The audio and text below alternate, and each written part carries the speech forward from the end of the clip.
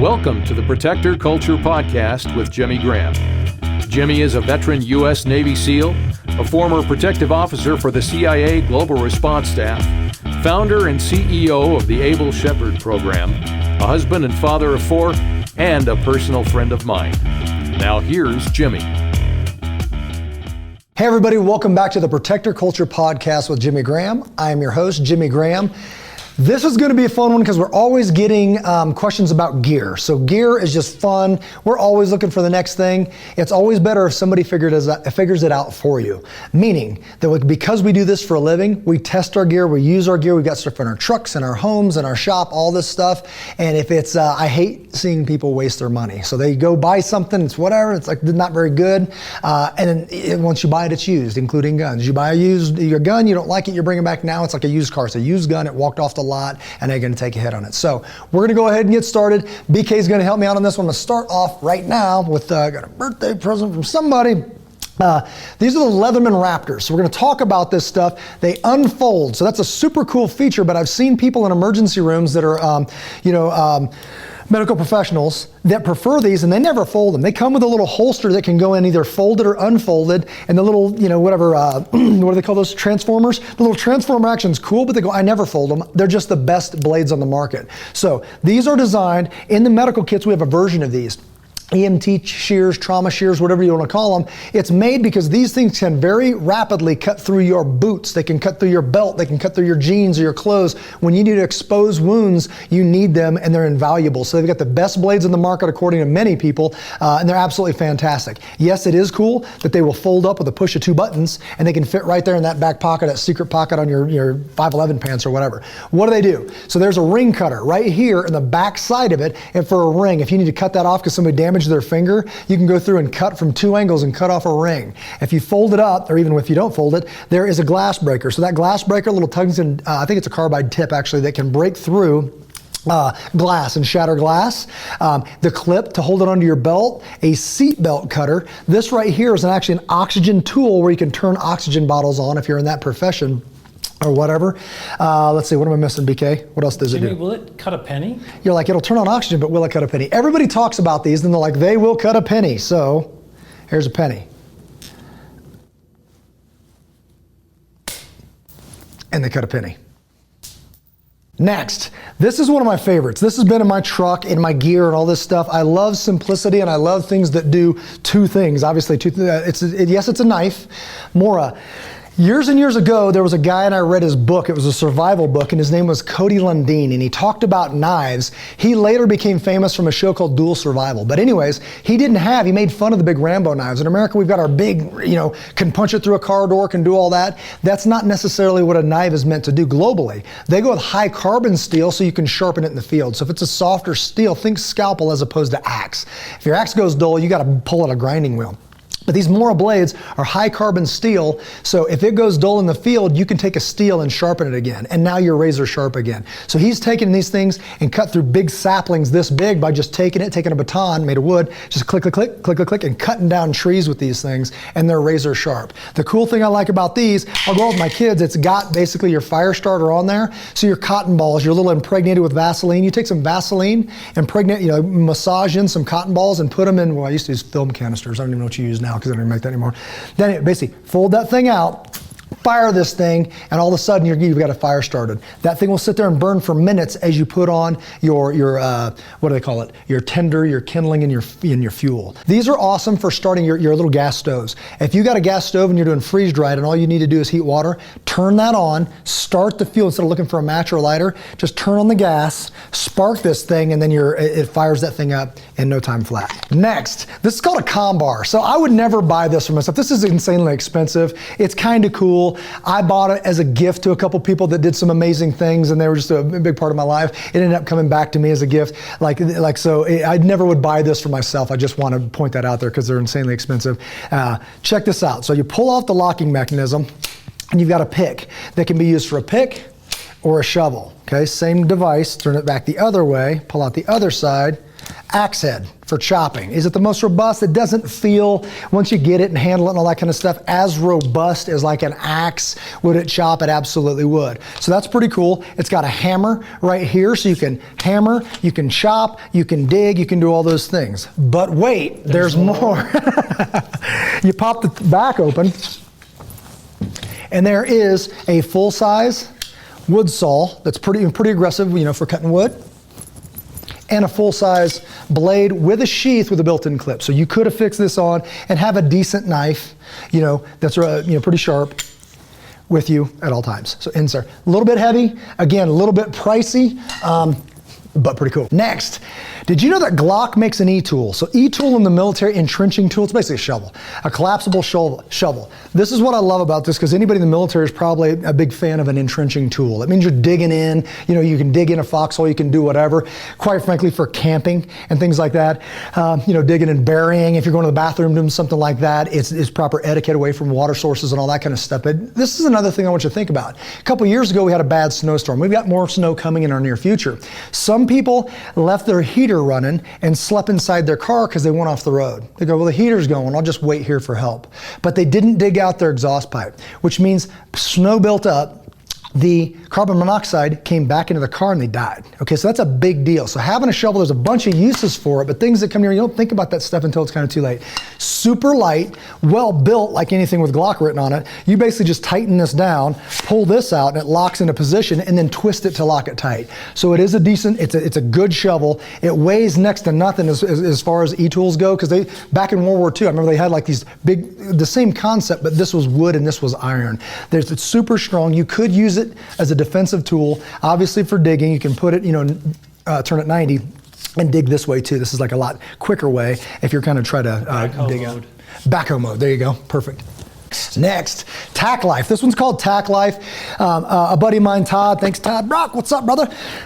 He brought one of these out because it actually ended up being a connection that was loose on my battery, but we thought I had a dead battery, so he pulls out this contraption. I went and found one on Amazon. This one happens to be Tacklife. That's just one of the names. Check out the star ratings and all that. Like I said, check out Amazon. But what this is I can pull out this power cell. It's got a compass that's weird. I'm not sure why that's on there. It's kind of worthless. It's got a flashlight feature. It's got, I can charge up my cell phone. I can charge up my devices. I can do all that. It's also got jumper cables. I plug it in and it'll start my car. So these things are getting amazing. And what they'll do, having a backup for any of your devices, it's good to keep in your car, leave it in there. And if I remember at one point I was sitting in a parking lot on the phone. I just pulled over and shut off my car so I could hear, but my headlights were on, but didn't really have my attention, and they stayed on. Drained my battery, I had to go ask somebody for jumps. You got something like this, pop it in there, plug it into this guy, hook it up to your car, hit the button and start your car. So very cool to have. It's one of those things that rather have it not need it than need it not have it. With all our devices, we need to charge our stuff. Do you put it on the car battery or in the cigarette lighter to jumpstart? I think it's got the little connectors, so you plug it into this. Those connectors go right to your car battery and then fire it up. Next is the MSR water bags. I don't know if you know about these. They make the thinner ones that have the, they're kind of a see-through, rubbery kind of whatever. Here's the deal with these guys. I've been issued to these. There's been guys that have jumped out of planes. You go to drop your pack and it wasn't secured properly. They're coming down on a parachute from 100 feet up. They cut the deal, and it's not the tether's not secured. Their bag falls all the way to the ground, slams, and there's still water in this. Like, these things can take a hit. They're super, super strong. Here's the problem. They come with a cap that, in my opinion, is garbage. This is why I don't like bladders that much. When you put them in your back and all this stuff, you always end up wet. Or like the other day I was here cleaning gear. I bought a new one with that other lid, and then there's water on the floor. I'm like, what's happening right now? So I always replace them with either a Nalgene bottle or an aftermarket. They make aftermarket of these size, and they're better lids. So you can put it on. One's got another spigot that's a little smaller. It's on one of my bottles right now. But I always take the one that came with it and then put this one on there. I've never had one leak ever, and they're amazing. So you don't have to fill it up if it's too much weight. I use these actually to put my pack in there and adjust weight. If I'm working on a pack and a design or working out, I'll use these for water weight. But I keep them in your car, and they won't don't freeze and break like a Nalgene bottle. You'll bust it and ruin it. These freeze, it's actually really cold right now. There's some ice in here. It'll freeze, it'll thaw, it'll freeze, it'll thaw, but it's not going to bust on you if you don't fill it all the way up. So they're a great idea for camping and especially having water supply in your vehicle. Next, some kind of handheld radio. So this, when I grew up, a ham radio was the weird dude that had like the 50-foot tower and he was always mad and he was talking to China or whatever. I didn't really get it. This is an actual ham radio. So I've got a license. A lot of people can do a study online. You can get your ham license, and this radio has the capability, if it's plugged into the right, you might talk to Guam. You might talk to somebody like, because we live by the mountains, you can tap onto repeaters, and if you know the secret code to get in, legally, you could talk to somebody and 3 cities away. Why? Because at the speed of light, this signal is going and hitting those mountain ranges, tracking repeaters all the way to Pueblo, and I can talk to somebody that way. So learning how to do it legally, learning how to do it properly, this is about a $40 radio on Amazon. So there's much better, there's different qualities, but these are functional, they work, they're very affordable. I can upgrade, it usually comes smaller than this, meaning about this size. You upgrade the battery to get a little more life out of it, and always, always, always upgrade the antenna, because it comes with garbage. So take the one out that came with it, throw that in the trash, go get another one for like $12, and it's actually a really fantastic radio. The bands that it covers are like 2 or 3 radios back when I was in the military. So they do amazing things. Just make sure you're doing it legally, and it's a great capability to know that I could talk to my family or friends or whatever if my cell phone didn't work. And then we host once a month, actually twice a month now, twice a month ham tests here at HQ, what we call the Able Shepherd headquarters building. Next, okay, so I talked about the Tacklife, the cell that could start your car, but there's really no excuse to not have jumper cables. They make these small ones. Now, if you got a big old, diesel engine, big old super duty diesel engine or whatever, this might not be enough juice. If you're dead and you're starting a tractor, this ain't gonna cut it, right? But most of the time, you just left the light on or you did whatever, you just need a little boost to get that thing turned over. Alternator's gonna kick in, charge your battery back up. But I don't know how many times somebody's asked for a jump, and now I can just pull that cell out if that's charged and use that. But if you don't have that, these are very inexpensive. You can get them at pretty much any car dealer or car store. It's enough to basically go from hood to hood. Somebody's sitting there, somebody can't start their car, you come over and hook them up because you're the one with jumper cables. Now I get it, the big robust ones, they're crazy, they're big, they're dirty. These come in a little pouch, this big, you tuck them into a bag, forget you got them, and then if somebody needs help, you can help them out. Next, we want to talk about rain gear. Rain gear, there's a company called Frogg Toggs. They get a bad rap. I absolutely love them. Why? Because they're super affordable. So for I think it's about $40, you can get an actual rain suit. This is an older one that I've had for quite a while. Happens to be camouflage. I think I bought this one for hunting. But they've come a long way. These are a little crinkly or whatever, but you've got a jacket with a hood that's breathable and 100% waterproof. Right, that you could just throw on because you've got some kind of waterproof something on there. Then the pants that, once again, 100% waterproof and breathable. I did a 12,000 mile motorcycle ride with the Road Toggs. It's just the road version of Frogg Toggs. So they're a good brand and they've come a long way, but I was bone dry, had to tie them off. They're not high end by any means, but there's no reason to not have something like this in your car because they're so affordable. And when you need them and you're gonna go help somebody out on the side of the road and it's pouring down rain, it's a difference in being dry or being soaking wet. Next, if you don't know what a Shemagh is, so a Shemagh is usually a big square piece of fabric, usually in any kind of sand or desert kind of climate or country, you're gonna see a lot of people. You might not figure that out and you see all these people like, what is that guy wearing? He got this thing on his neck, it's Tactical Timmy, he's out there watching his stuff and doing, got a big old thing around his neck or tied around his head. There's a practical use for these, meaning that it was pre-COVID, so these are what we use in place of our COVID masks. We get these and we buy them as a product, we cut them, we modify them, have them sewn up. This is what it is. There's a grommet in the back that's rubber that holds it together. We put this over our head, and now there's paracord sewn into 2 loops. In the middle, there's a nose bridge that's made of aluminum, so I put it over my nose so it doesn't fog up my glasses. I take these and I put them over my ears. Just put it just like this, pull it away from my face so I can breathe a little bit. I reach back and do the Rambo headband pull and just pull it. So now it stays here, so I'm not getting balled out for wearing my COVID mask. When I come out of the store, I can pop that thing off and just wear it like this. Again, in the military, you'll see spec ops guys wearing these for sand, to keep sand out of their mouth because they're, helicopters coming in, they're getting blasted in the face. Maybe they got goggles on. They're not sucking in sand out of their lungs. So there's a practical application for this. But then when we started talking about the COVID stuff, I didn't want to the paper one or whatever, and everybody's acting a fool, so I want to wear one and come in. Usually because it's respectful to some of the people that work there. They're just trying. I can tell this young lady is nervous nervous about talking to me about my deal, so I can throw it on and put it on if I wish. We sell these a double shepherd. We have them tailored here locally, and a lot of guys are wearing them. They're kind of cool, and Chamog, check it out. Next, okay, this is cool. These Husky bags cost next to nothing. $6 maybe, $5, $6, $7, whatever, at Home Depot. I think I got this one at Cabela's. Again, we're about to get some snow. I pulled many people out of the ditch. This is a 20,000 pound rated toe strap. I think I had some birthday money from a gift certificate or something like that. Went to Cabela's and found this.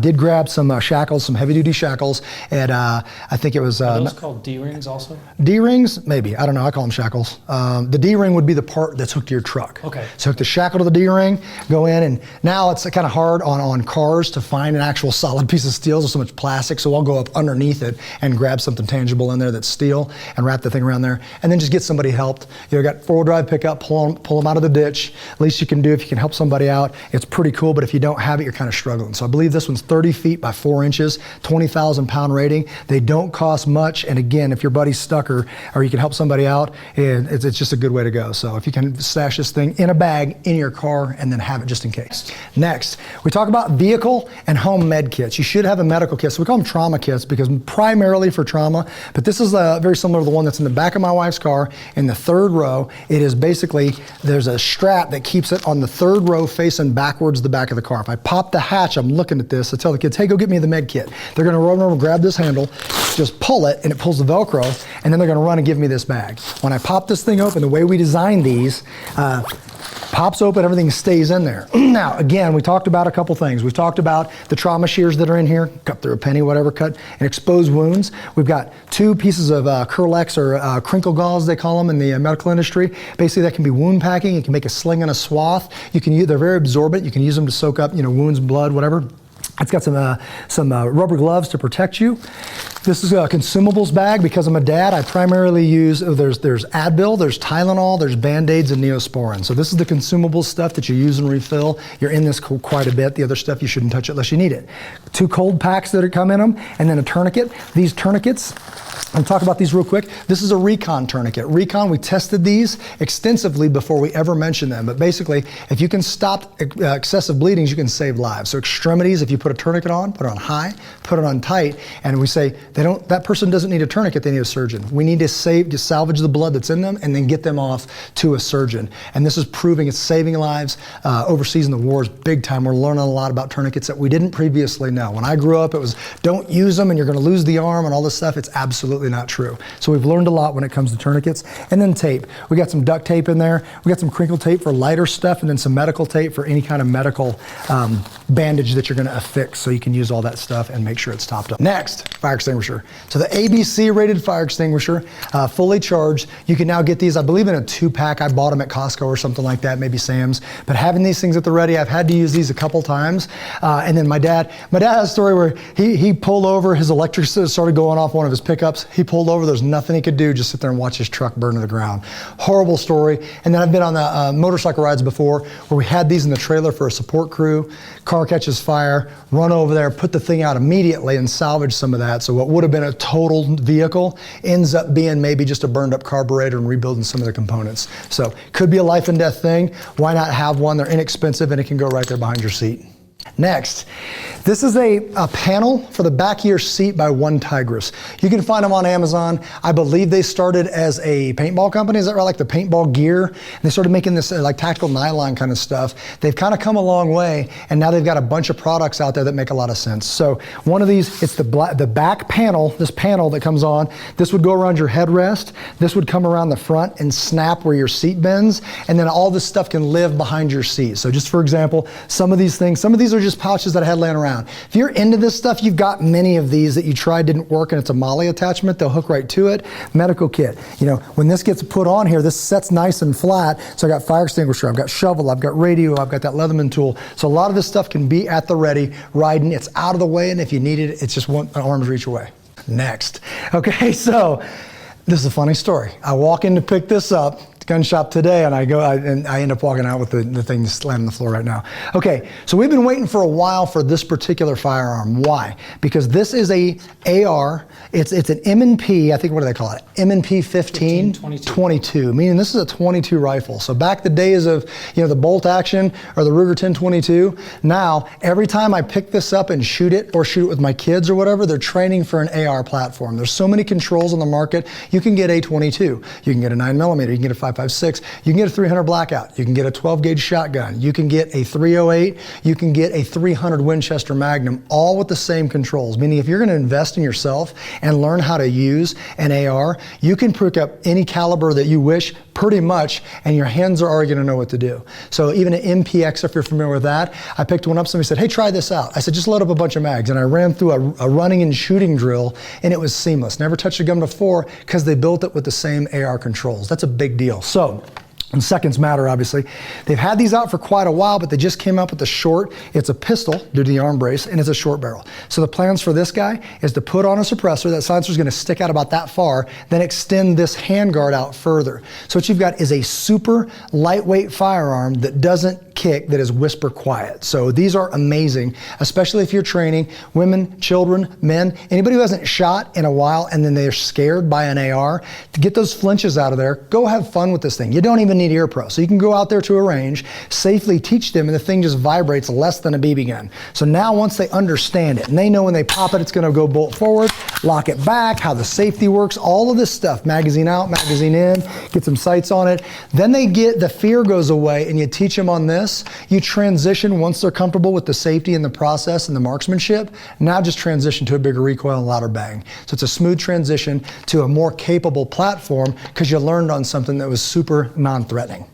And ammo is also very affordable. Right, so you can go out and ping steel, and some of these places that are ranges, maybe it's legal to shoot in the county, but you don't want to tick off your neighbors. You can go out and ping steel. It's an absolute riot. You get immediate feedback and nobody hears anything. It sounds like wind chimes in the distance. So if you're pinging steel and it's safe and you're doing all your rules and all that, you're invested in you at 4 to 5 cents a round as opposed to what, $1? I don't even know what ammo is right now because it's silly.